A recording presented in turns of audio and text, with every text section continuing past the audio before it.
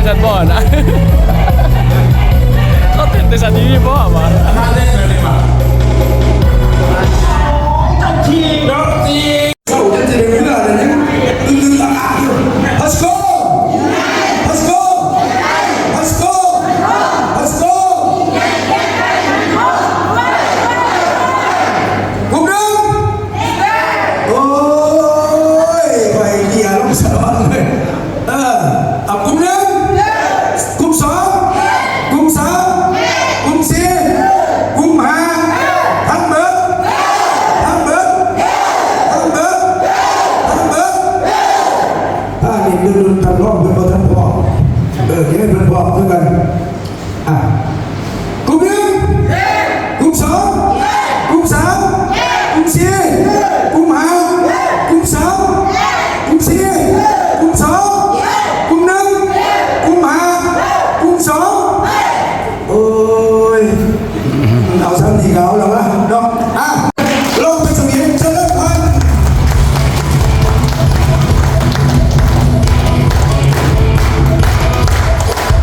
ระหว่างบริษัทหลายบริษัทเนาะแล้วก็ความแตกต่างในจุดที่พาสโกเฮาเนาะภาคการขับเคลื่อนเนาะภาคทุกทางได้เห็นเนาะนำผ้าได้เห็นนำผ้าได้มาเขาเนาะหลายทางที่เคยเห็นเนาะในบริษัทอื่นเนาะโปรแกรมขึ้นหลายขึ้นหน่อยคือการเขาเรียกว่าปุกพลังเนาะเจนสอนเรื่องเกี่ยวกับรถเนาะเพราะว่าคณะกรรมการเข้าทุกคนการแปลงเรื่องพวกของต่างๆเนาะพวกผู้สูงเงินต่างๆเขาต้องหัวใจในพวกของนี้สันติว่าพวกความนี้เนาะคือธุรกิจเครือข่ายในกิจการนี้เนาะเป็นยังต้องเข้าเคลื่อนเป็นพวกสามกิจการคดีนะเคยที่คุณรู้ว่าพวกคดีนี้นะสันติว่าการแต่งชั้นเท่านี้ก็คือใส่พวกสามกิจการนี้เซอร์บาร์นิพัสโกล่าเท่านี้เนาะจะมีแผนการตลาดของเขาเนาะซึ่งว่าหลายทางเนาะข้าราชการอาจจะรู้อะไรจะเห็นเนาะเพราะเขาจะมีทางกิจกรรมบวกด้านตลาดแล้วเขากับธุรกิจในระบบนี้หลายทางอาจจะแล้วตัวอย่างคือท่านประธานผู้ใช้เนาะหรือคณะของเราลงไปร่วมกับพนักงานสังกัดเราเนาะก็คือประเดิมว่าท่านอาจจะเป็นพนักงานกสิกรรมเนาะตัวนี้ซึ่งว่าได้ร่วมกิจกรรมนำกันแล้วเห็นธุรกิจร่วมกันแล้วส่งต่อล่างความหูสู่มวยมาส่วนเท่า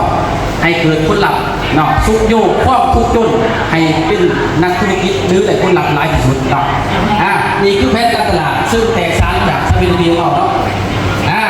นโยบายหลักของบริษัทเราก็คือบริษัทผ้าทำ100มีการขยายเข้าผ้าขยายเนาะนี่คือกระบวนการของเจ้าภาคการศึกษาโดยตรงแต่พวกนี้สอนธุรกิจเครือข่ายคือสามวิธีเป็นตัวที่นำใช่ปะในการที่เขาก็ยืนในยุคเก่าๆยุคเดิมทีวีในปัจจุบันแล้วมองบ่ายยกขาขึ้นแขนยก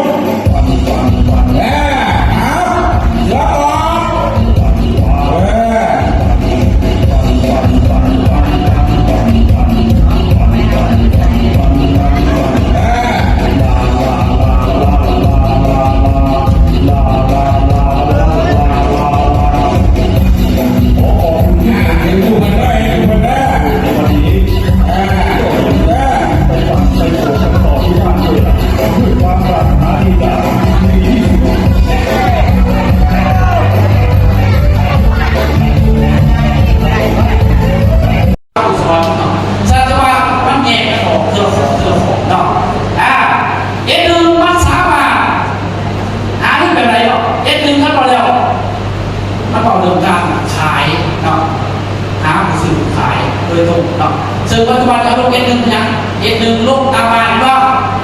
ลงเป็นตามบ้านโดยมีเอกสารลงไปแล้วเอาขายเกลืออย่างเกลือเอาเงินว่าหาถึงผ่านนี้แต่ว่าเขาดูของอะไรเนี่ยมาประชุมบริษัทต้องจัดให้ในค่าร่วมคนเนาะคน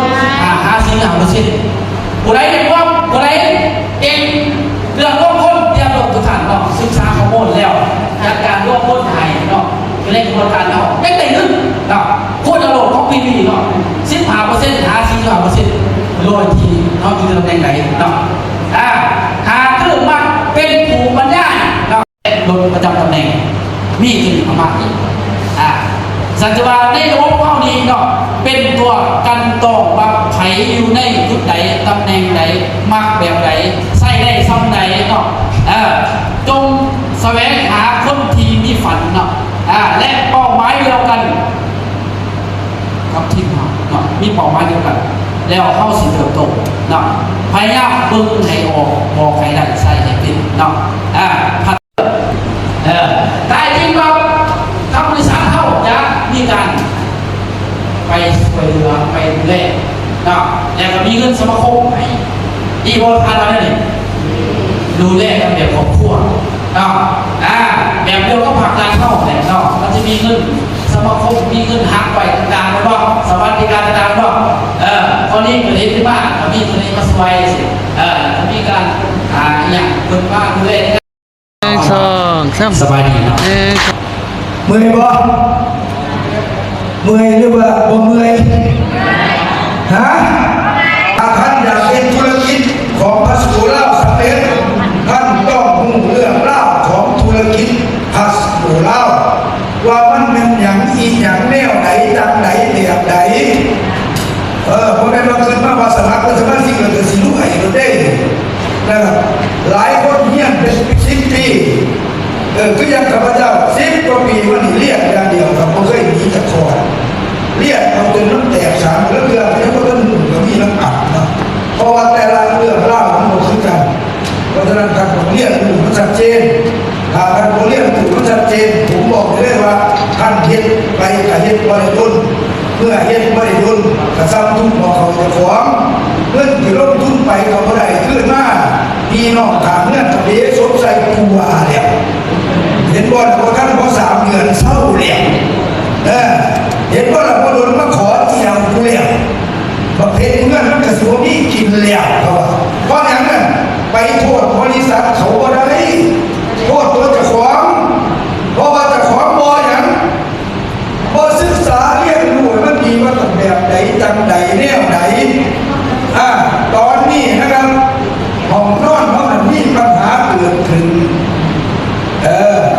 นะครับผมบอกว่ากุญแจราคาเท่าไหร่กับกุญแจถือออกไป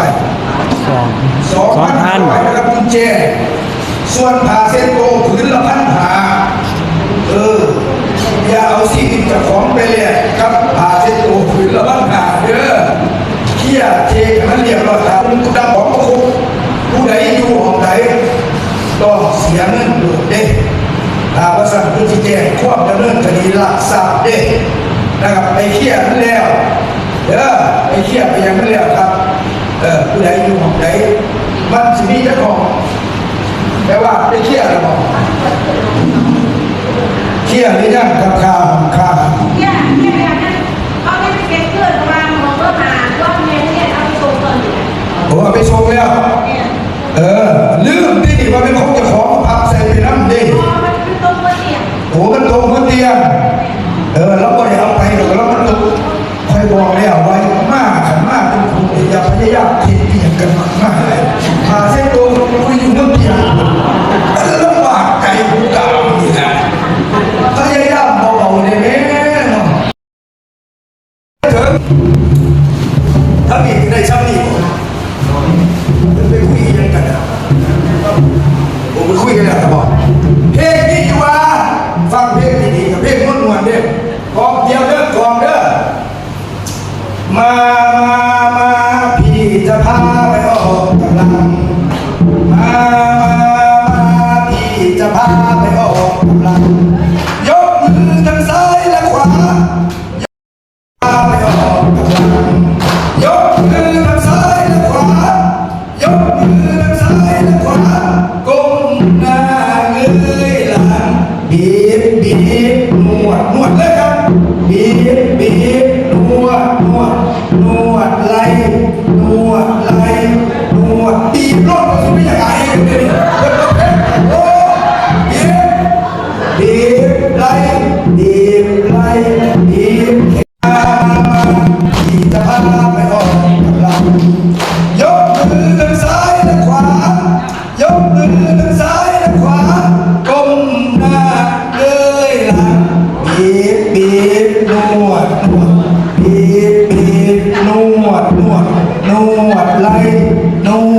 ไหล่นวดข้อนวดข้อนวดหูนวดหูนวดยกมือซ้ายขวา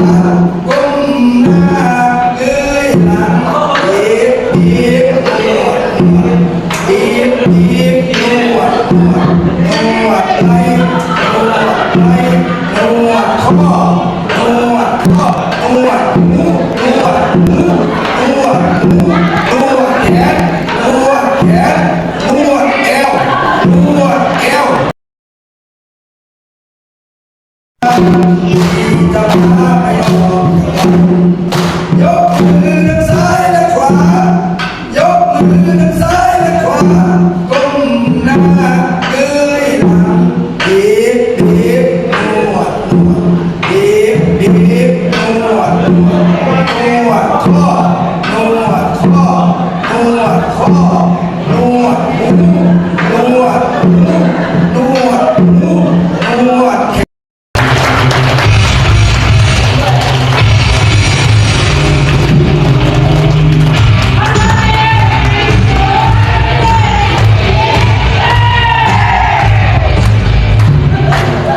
พอโค้งสุดท้ายเลยครับพอขอสุดท้ายเลยไปได้ที่พอ2 วันขึ้น เวอร์พีจีเขาจะซื้อเป็นเวอร์เป็นว่าโลก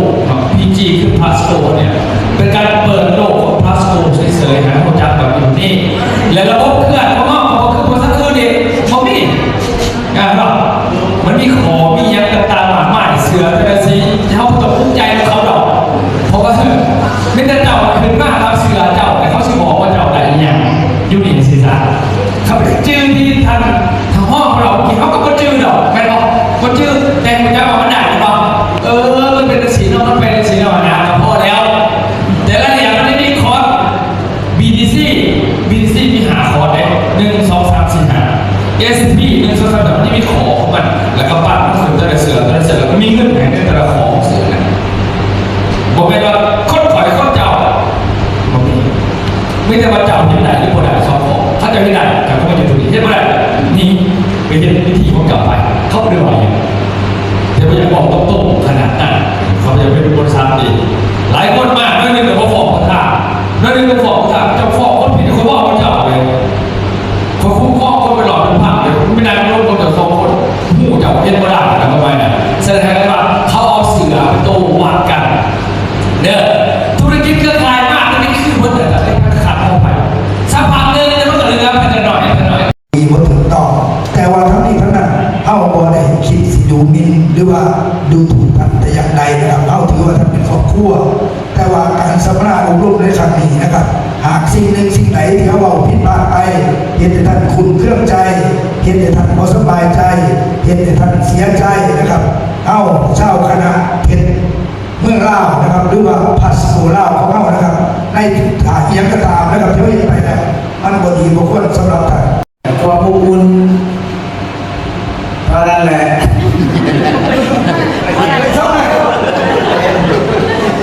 เดี๋ยวเอาไปยิงมาอาจารย์คำมอนเพื่อนนี่แหละมาอาเช่นนั้นได้ยัง2 วัน 1 คืนนี่เป็นแนวไหนแน่สำหรับข้าพเจ้าเนาะการขอ3 วัน 2 คืนเนาะก็ได้หลายอย่างเนาะอันนึงก็พอเราได้มีเพื่อแล้วก็หูจักอาเพศกันอันที่2ก็เป็น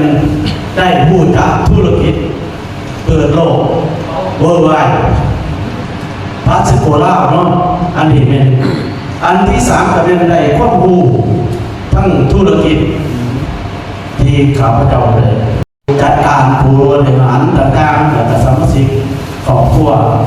ของพัสโกลาเนาะขอขอบใจหลายๆขอขอบใจ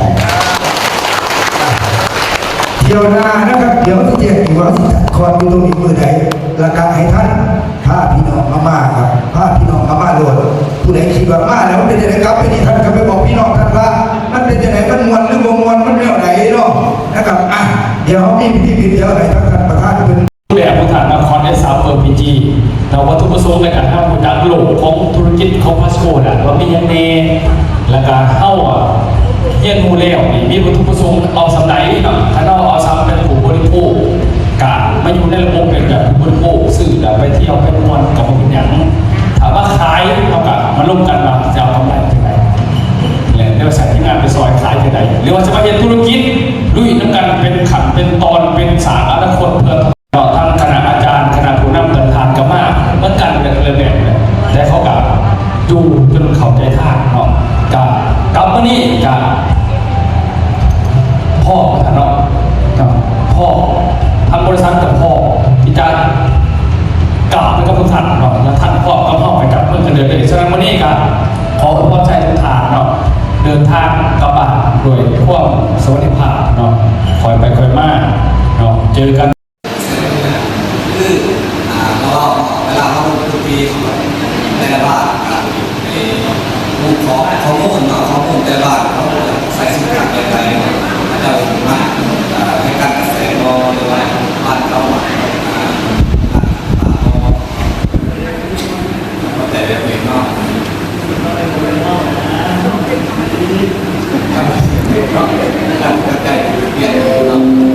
เอาเข้าใจสักแยกกันเป็นวงกลมมาเดี๋ยวจะสิท่านที่ได้กินข้าวแซ่บนอนรับ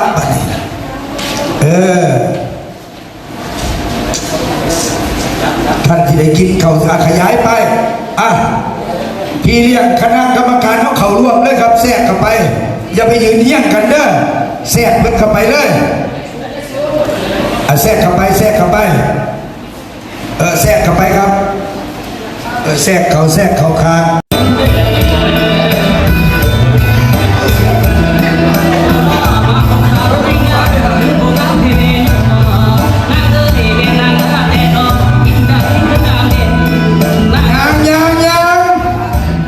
บ่อยู่กับพี่นะมึงทำเด้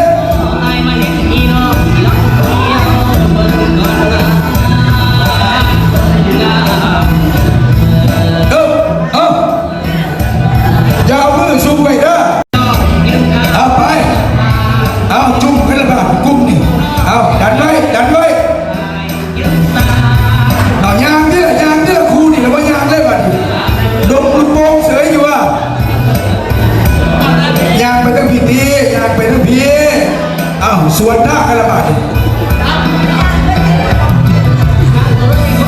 เอาหมดไป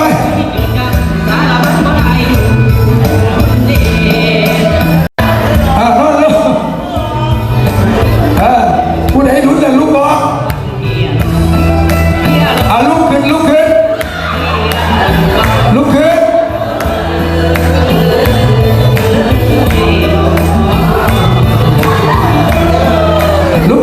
ึ้น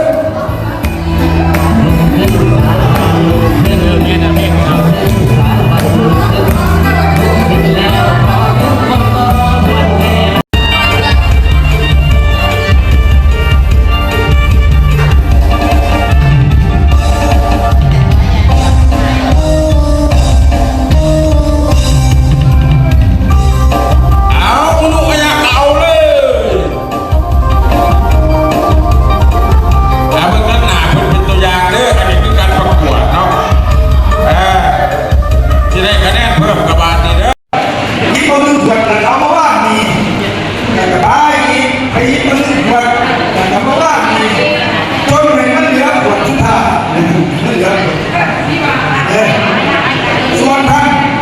เก็บจานมีมาว่าดี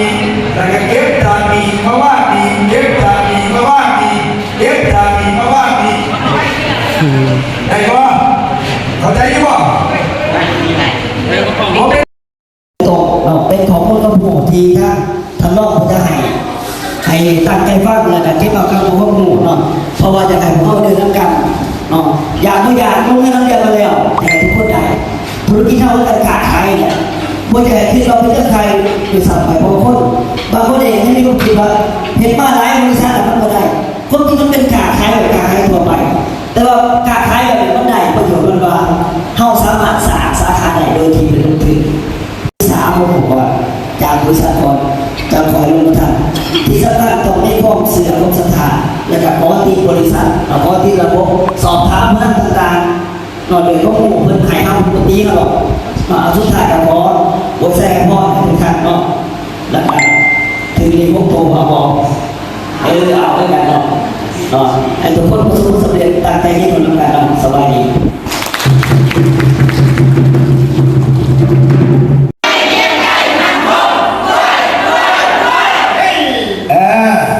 เดี๋ยวเบิ่งเวลาก็เป็นเวลาแล้วเห็นมีอย่างดีวะพี่ว่าพี่น้องเอาแก่สุดแก่เสือต่อกันไปวะเนาะเดี๋ยวมีเรื่องเล่าดีๆนะครับไปกับพี่น้องได้ฟังกันอีกตอนนี้มันที่เกี่ยวเรื่องฐานวิธีการเรียนว่ามันเป็นเบาเรื่องหาเสื้อหาของไอ้ฟังเนี่ยเป็นยังไงทุกคนที่ได้เป็นคณะบริหารเก็บไปขายไปมือใดขายอะไรมือนั้นก็สิว่าจะไปแดดร้อนก็บ่ไปฝนตกก็บ่ไปแม่นอยู่บ่แล้วเกลือพิษก็ลูกก็พวกกูก็บ่ไปพวกเบิดกูไปกูก็บ่ไปอีกมันเลยเฮ็ดให้เฮานี่นะครับเมื่อยเบื่อหน่ายแล้วก็ท่านก็สิค่อยๆหายไปพันสิบ่มันคงเพราะฉะนั้นนะครับเป็นหยังเฮาจะแนะนำกันจากที่เขาก็ไปขายน้ำเพื่อนแต่ว่าเน้นสั่งที่หลายคนเน้นขายบางคนไปขายบ่ได้จมเด้น้ำมันลดจุดกูก็เติมมาเลยค่านั่นกูก็เสียค่านี่กูก็จ่ายค่ากินข้าวกินน้ำจมไปเลยนะครับจังหน่อยท่านก็สิเบื่อหน่ายเพราะฉะนั้นนะครับพยายามครับขายไปน้ำแล้วก็หาที่ไปน้ำหาคนที่เขาสิว่าเป็นคือเฮานี่แหละให้มันได้นะครับแล้วท่านจังสิมั่นคงเนาะนะครับเป็นแบบนั้น